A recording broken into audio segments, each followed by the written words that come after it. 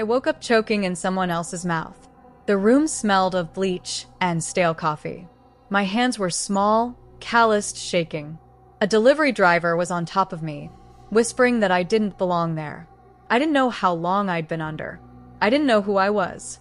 Now, every night at midnight, I open my eyes in a different life. Not my apartment. Not my bed.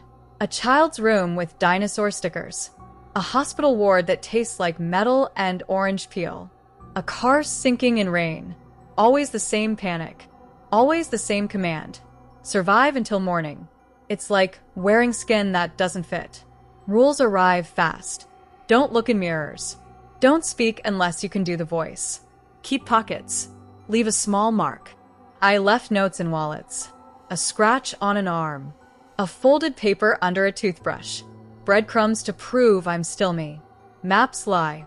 Once, a woman found a Polaroid tucked under sugar. 2 kids, sauce at their mouths. The woman smiling like light.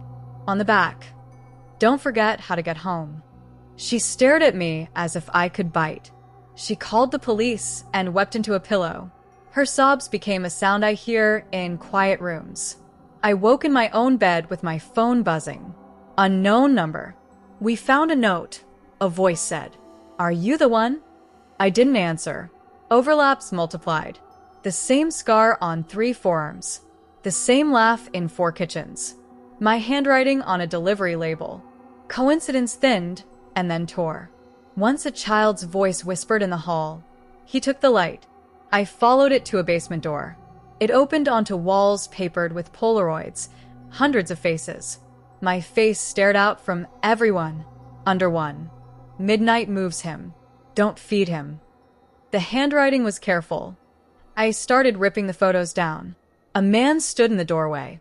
"Who are you?" he asked. I couldn't answer. My head felt poured into someone else's cup. The Polaroids smelled faintly of chemicals, and the paper felt warm, as if they'd been handled a moment ago.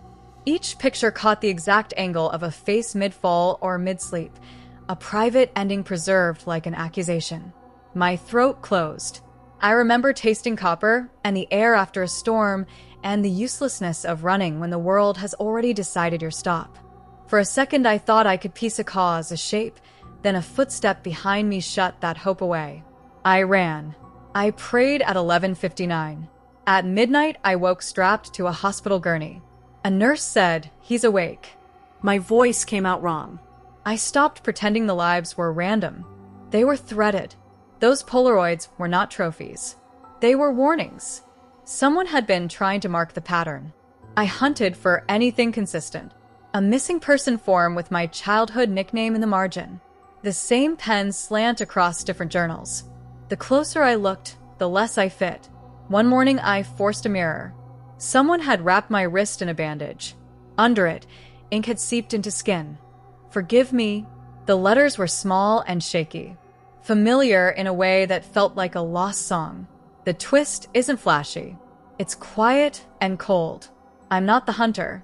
I'm the echo. Midnight tugs me through the seams of people who were taken. I wake where they fell. I inherit their last breath. I learn to move in their bones. The notes, "Don't feed him," weren't about keeping me away. They were desperate pleas from people who felt me approaching and tried to stop whatever returned. I tried to stop it. Coffee. Counting. Chains of logic. I stayed awake until my eyes burned. At 11:59, my hands trembled. At midnight, the world folded like a map, and I slipped into another ending. This morning, an envelope waited on my table. Inside, a Polaroid of my face cropped tight. On the back, in hurried script, "It's almost done. We're tired. Please forgive him." Outside, the hallway light blinked. I slid the photo into my pocket and poured coffee that tasted like metal. I told myself I'd break the loop. I told myself new breadcrumbs would change the pattern. The ledger is patient. At 11:59, I will count. At midnight, I will wake, where someone else left off. When you find a Polaroid with my face, or a note that says, "Don't feed him," don't look in the mirror. Walk away. Close the door. Forgive him for what he was, for what he will be. The radio in the next room hummed with a song I didn't know, but somehow remembered. I breathe, and the house answers softly. The light goes out. The clock ticks 12.